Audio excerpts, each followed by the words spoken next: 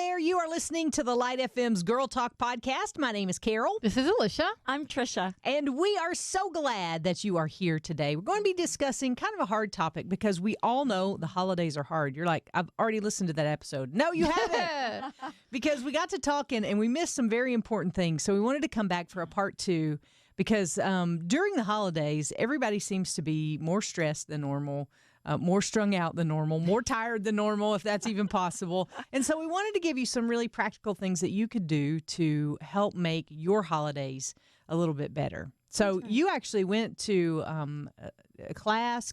It was like an event. It was maybe a little conference, a teaching program about surviving the holidays. Mm-hmm. And it was put on by Grief Share, which is the grief support group that I've been going to since my mother passed away. Mm-hmm. And so it's specifically designed to give you some tools for your toolbox in surviving your first, second, third, fourth, 12th holiday after a loss.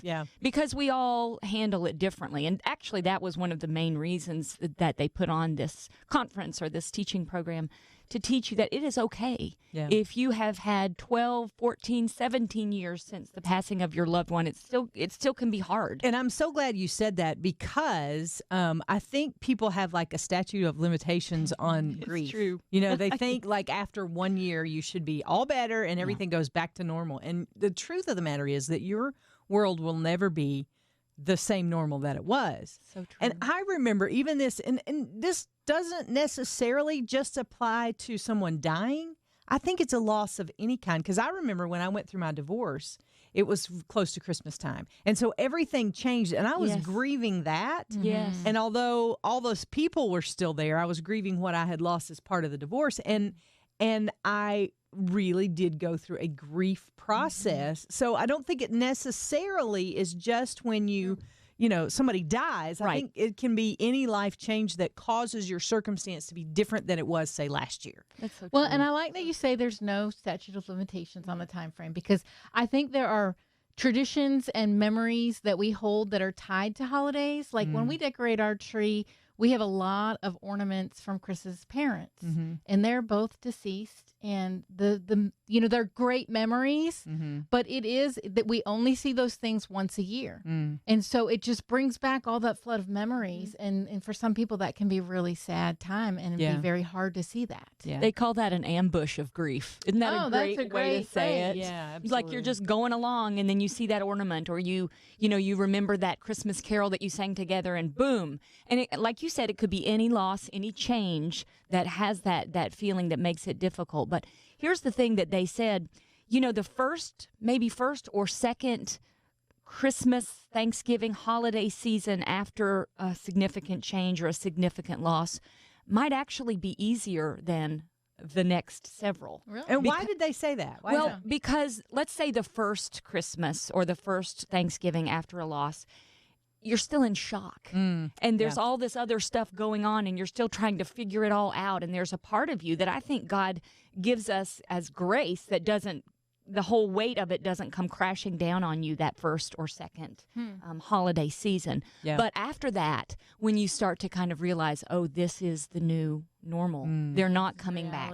This is reality. That's when it can kind of creep in and make it even harder. Do you know one of the things, and this may be weird, I don't know, maybe they talked about this, but for me, it's smells during the holidays. Oh, yeah. Like I can smell a cup of Russian tea, and I'm like 7 years old in my grandmother's living room. Looking at her Christmas tree. It always was 900 degrees in my grandmother's house.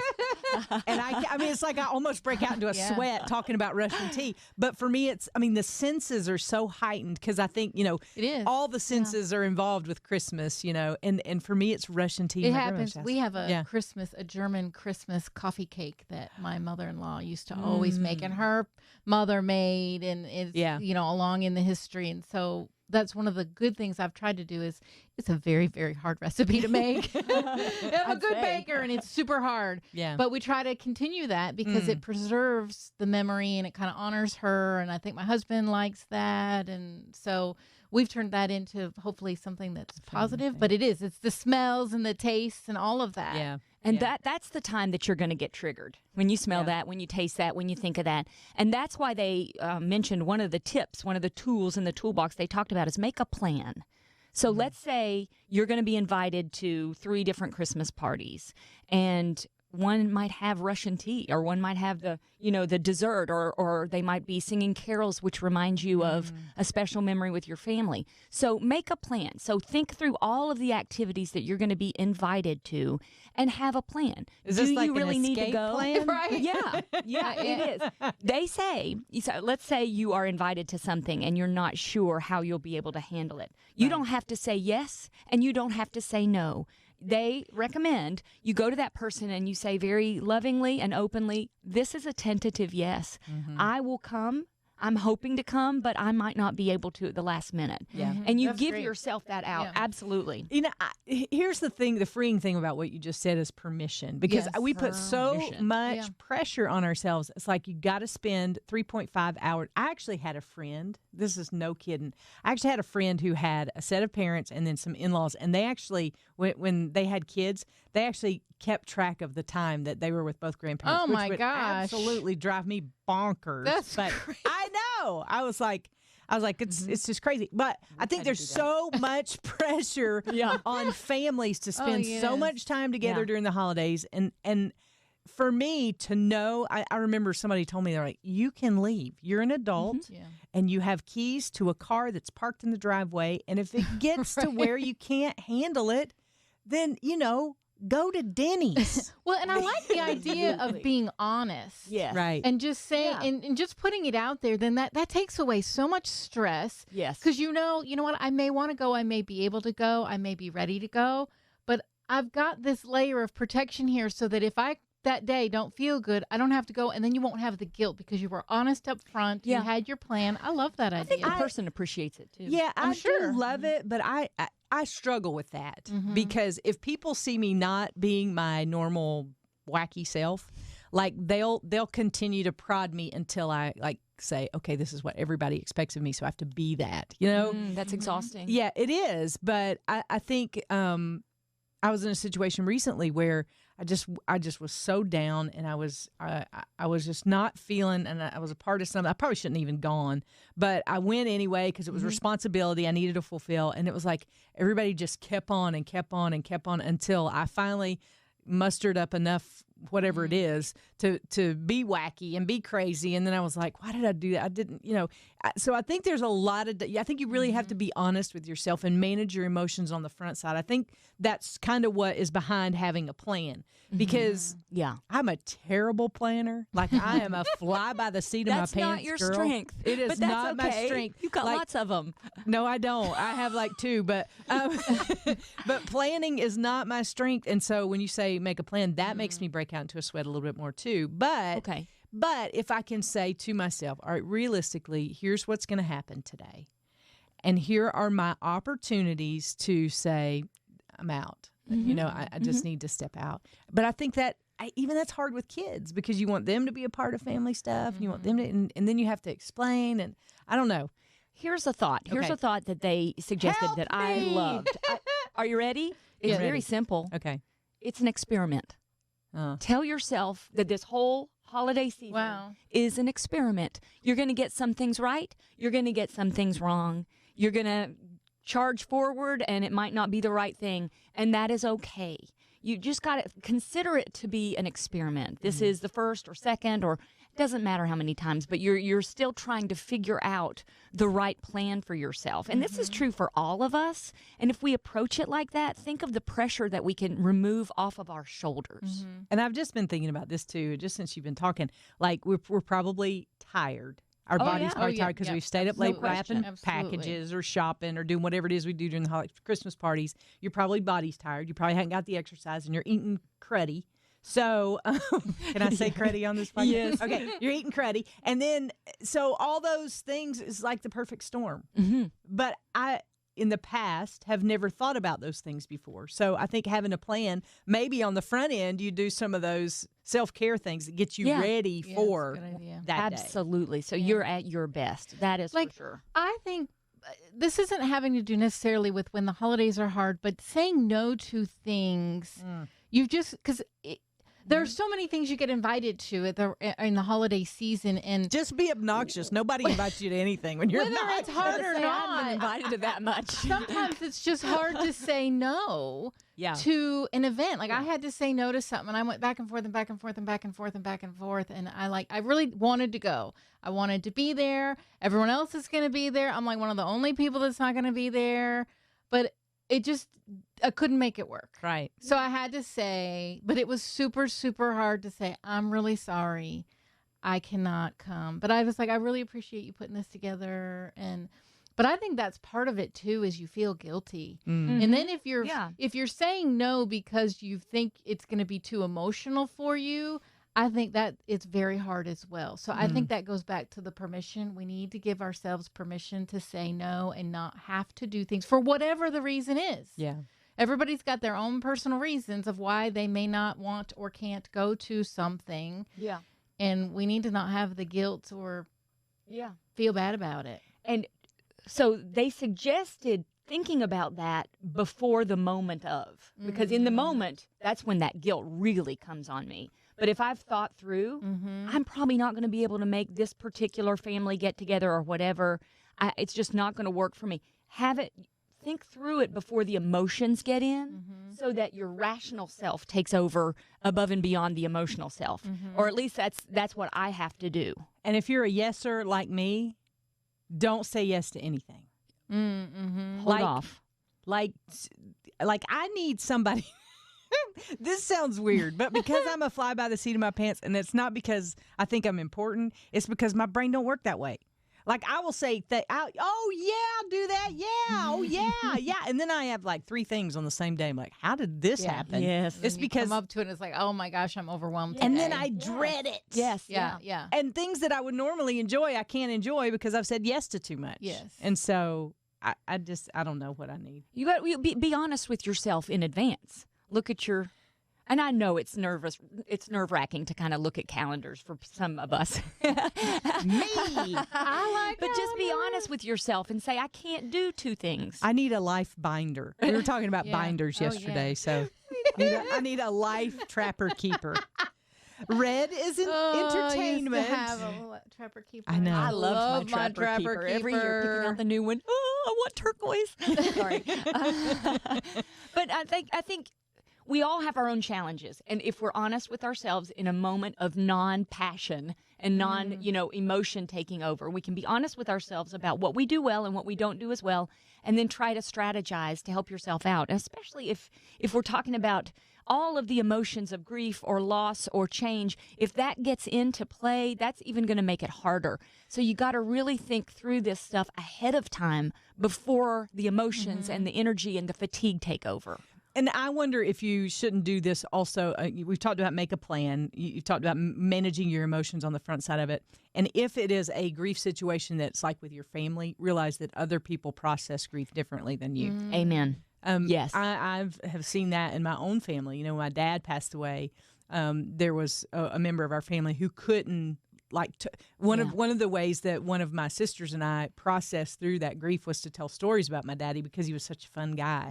And so we would tell stories all the time, and it would really upset this family member, because that's not the way she processed it. Right. And so we had to, for her. Right. And so we had to okay, that's not the way she's processing, so we need to not do that in front of her. And I think sometimes that's hard to do when you're in the midst of your own grief, but it does help family dynamics if you can kind of look around and say, all right, is there somebody I need to check on as well to see how they're processing things? Yeah.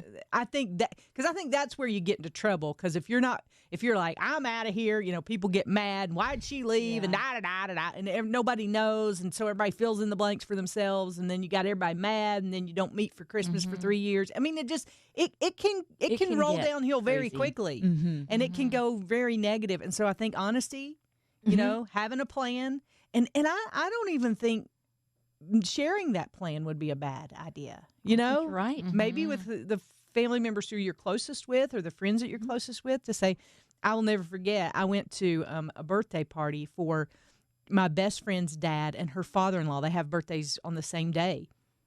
And so it was the first birthday party I had been to after my dad passed away. Well, ahead of it, I didn't think anything about it.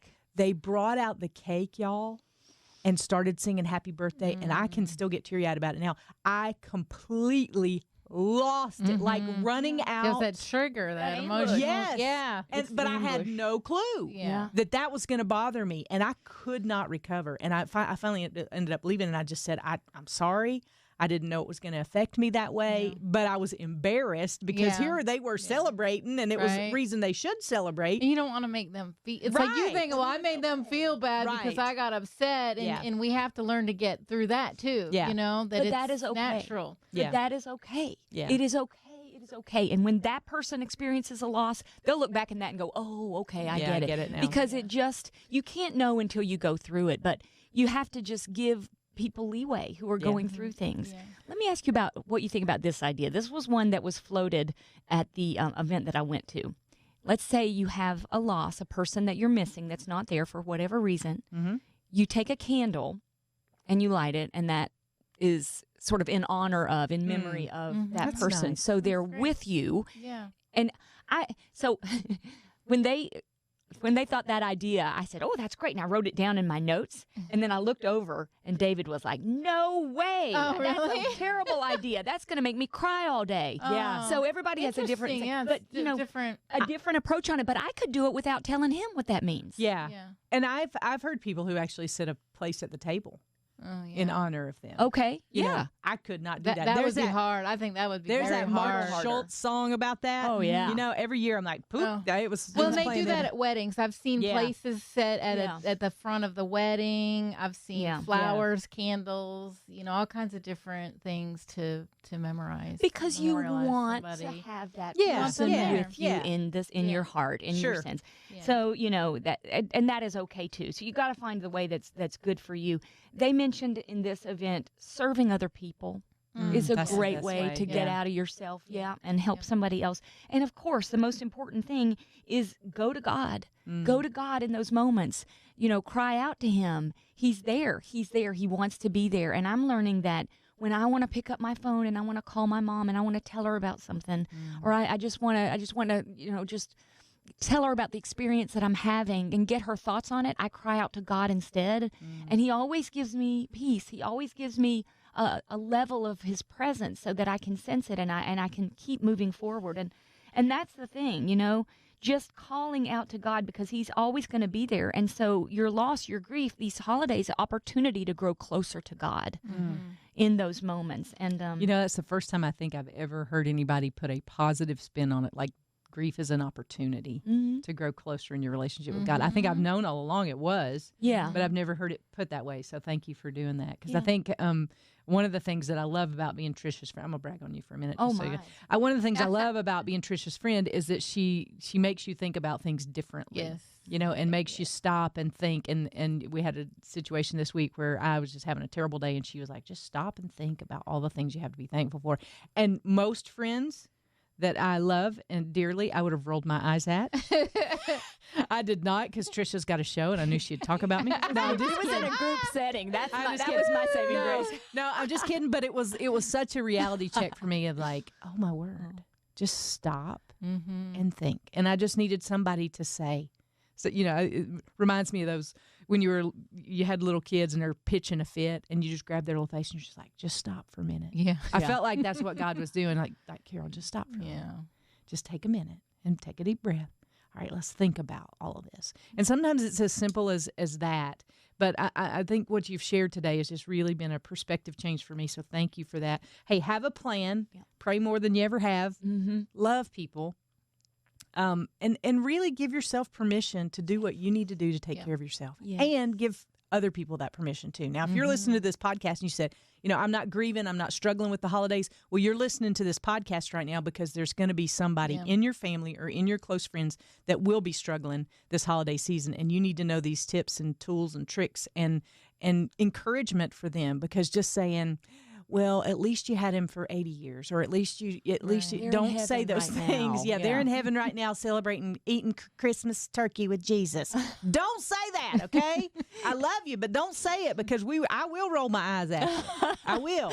Although that is true, that doesn't ease the pain of grief in that moment. So say things like, I'm so sorry you're hurting. I'm here for you if you want to talk. I love you. I have a friend who lost her son, and she says one of the things that hurts the worst is I'm afraid people will forget. And so when I think of him or when I see something that reminds me of him, I will text her, and she's like, oh, I'm so glad you haven't forgotten. You know, and so some people, it's talking about their loved one. Yeah. So just find out how they're grieving and what encourages them. And do that instead of saying empty words to make yourself feel better. Because, I mean, I honestly, before, I've said a lot of dumb things in my lifetime. Trust me. But some of the dumbest I've said when people are grieving, you know. Yeah. Like, I can't recall any right now, but since I lost my dad, I've been more sensitive to that, of not saying things to try to make the pain go away or to make myself feel better, but to actually comfort them and encourage them. So those are just a couple of tips and tricks that Tricia's learned that she's passing along to the rest of us. And thank you so much for doing that. Hey, we're going to have some things on the Facebook page for you where you can interact. We'll have some questions for you to work through and some additional resources for you. I think you're going to put together a page for us that has all the resources on it. So if you really need something, please don't hesitate to reach out. That's why we do this podcast each and every week. We love you so much, and we're praying for you. We're praying that the holidays, even though they might be hard, you can still find joy in them. And we'll see you next time here on the Girl Talk podcast when we gather around these microphones.